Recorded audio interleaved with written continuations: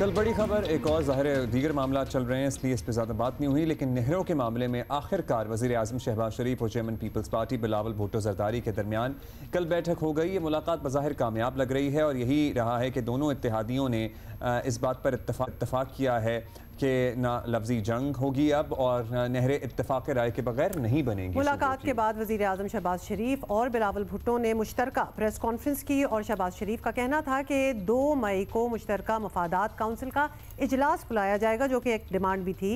और ज़रा एग्जैक्टली क्या कहा था ये आप सुने। आज की इस मीटिंग में जो कि पाकिस्तान पीपल्स पार्टी और पाकिस्तान मुस्लिम लीग नून के दरमियान आज हुई, आज इस बात का हमने बामी रजामंदी से फ़ैसला किया है कि जब तक मुश्तरका मफादात काउंसिल में बामी रजामंदी से फ़ैसला नहीं हो जाता, मज़ीद कोई नहर नहीं बनाई जाएगी। और वफाकी हुकूमत ने यह फ़ैसला किया है कि नहरों के मामले पर मज़ीद पेशरफ्त सूबों के दरमियान इत्तफाक़ राय के बगैर नहीं होगी। इत्तफाक़ राय के बगैर नहीं होगी। बिलावल भुट्टो ज़रदारी ने नहरों के मामले पर वज़ीर आज़म के फैसले से इत्तफाक़ करते हुए शहबाज शरीफ का शुक्रिया अदा किया। बिलावल भुट्टो का कहना था कि आज हम सिर्फ इतना तय कर रहे हैं कि नई नहरें नहीं बन रही हैं। बिलावल भुट्टो का कहना था कि इससे भी अहम पहलू हाल ही में भारतीय ऐलानात का है। अच्छा, इस फैसले का मुंह तोड़ जवाब दिया जाएगा। इस पे बात कर लेते हैं। सईद गनी साहब ने हमें ज्वाइन किया है, सीनियर मिनिस्टर पीपल्स पार्टी हैं, वज़ीर बल्दियात हैं सिंध। गनी साहब, पहले तो पीपल्स पार्टी और सिंध हुकूमत की करंट पोजीशन वाज़े कर दें, क्योंकि वज़ीर आज़म के ऐलान के बाद, मुलाकात के बाद, क्या ये कहा जा सकता है कि पीपल्स पार्टी की जो रिजर्वेशन थी, तहफ़्फ़ुज़ात थे, वो ख़त्म हो गए? देखें, अब तक की जो मेरे पास मालूमात हैं, चूँकि मैं उस मीटिंग का हिस्सा नहीं था, तो जो हमारे तहफ़्फ़ुज़ात थे, जो हमारे एतराज़ात थे, वो सुने गए और काफ़ी हद तक वो तस्लीम भी हुए। और उससे हम मुतमईन इसलिए हैं, और ये बात मैंने तो कम से कम 1-2 जगह पे कही भी थी, कि इस मसले को हल करने के लिए जो आइनी और कानूनी फ़ोरम है वो CCI का ही है। उससे पहले जितनी मीटिंग्स कर लें, जितने इजलास कर लें, उसमें बातें तो एक दूसरे के साथ कर सकते हैं, इत्तफ़ाक़ अदम इत्तफ़ाक़ कर सकते हैं, लेकिन जो फैसला हो, जिस फैसले को कानून और आइन के तहत माना जाए, वो CCI में होगा।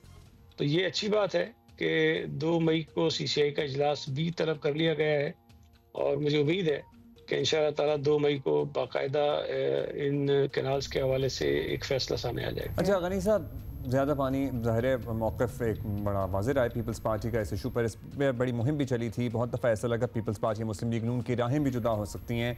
फिर वज़ीर आज़म ने आपकी सब बातें अचानक मान ली हैं, तो आप लोगों को कुछ सरप्राइजिंग लगा है या फिर आप एक्सपेक्ट यही कर रहे थे कि मामला इसी तरह हल हो जाएगा? नहीं, सरप्राइज़ तो नहीं था। हम तो बड़े इस पे कॉन्फिडेंट थे कि जब ये इजलास बुलाएंगे CCI का, या जब बैठकर हमारे तहफ़्फ़ुज़ात को सुनेंगे, तो ये मसला समझ में आ जाएगा और ये कैनाल्स का शायद जो प्रोजेक्ट है वो रुक जाएगा।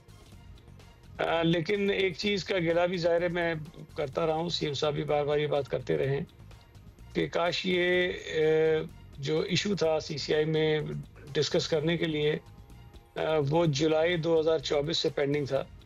और अगर इन पिछले 8 महीनों में तकरीबन, या शायद उससे भी ज़्यादा अरसा, 9 महीने बन गए तकरीबन, ये इन 9 महीनों में अगर इस CCI का इजलास बुला लिया जाता, तो शायद हालात इतने ज़्यादा ख़राब ना होते जो इस वक्त आपको नज़र आ रहे हैं।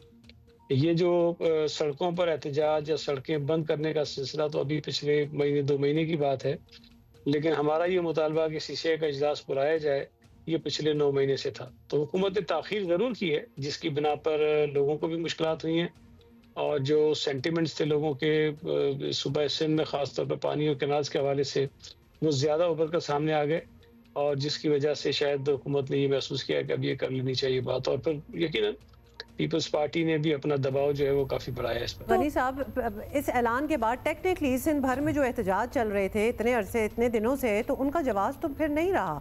फिर भी रास्तों की बंदिश खत्म नहीं हुई, तो क्या वक्त नहीं आ गया कि सिंध हुकूमत किसी एक्शन की तरफ जाए? मतलब कुछ तो करना पड़ेगा। अब क्यों बैठे हुए हैं लोग?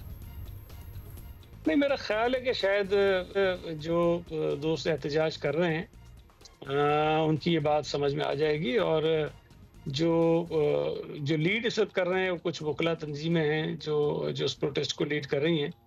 तो वकला तो आइन और कानून को ज़्यादा बेहतर समझते हैं, और उन्हें ये बात तो समझनी चाहिए कि आज वज़ीर आज़म कोई ख़त जारी करके इन मंसूबों को रोकने का ऐलान नहीं कर सकते थे। मैं फिर ये कह रहा हूँ कि अगर तो वो ख़त जारी करके करते तो शायद उसकी आइनी और कानूनी हैसियत कोई ना होती, क्योंकि ये इशू आइनी तौर पर इस वक्त पेंडिंग है CCI में।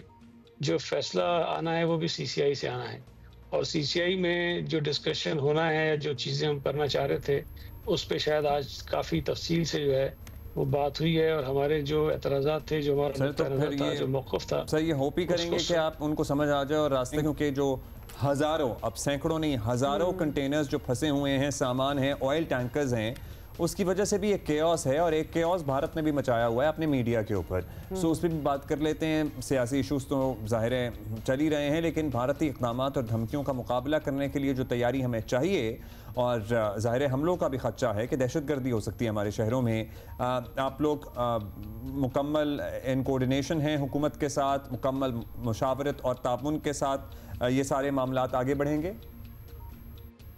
देखें, आज जो मुलाकात हुई प्राइम मिनिस्टर की और चेयरमैन बिलावल भुट्टो ज़रदारी की, उसमें प्राइम मिनिस्टर ने वो तमाम इक़दाम जो हुकूमत ने उठाए हैं और उसके पस पर्दा जो सूरत हाल थी उससे चेयरमैन साहब को आगाह किया है। लेकिन इससे हटकर भी अगर इस मुल्क में ऐसी सूरत हाल पैदा हो जाए कि कोई दुश्मन मुल्क हमें नुकसान पहुँचाने की कोशिश करे और दहशतगर्दी हम पर थोपने की कोशिश करे, तो मैं ये समझता हूँ कि तमाम तर सियासी इख्तलाफात के बावजूद भी इस मुल्क के तमाम लोग एक होकर उस दुश्मन का मुकाबला करने के लिए तैयार रहते हैं।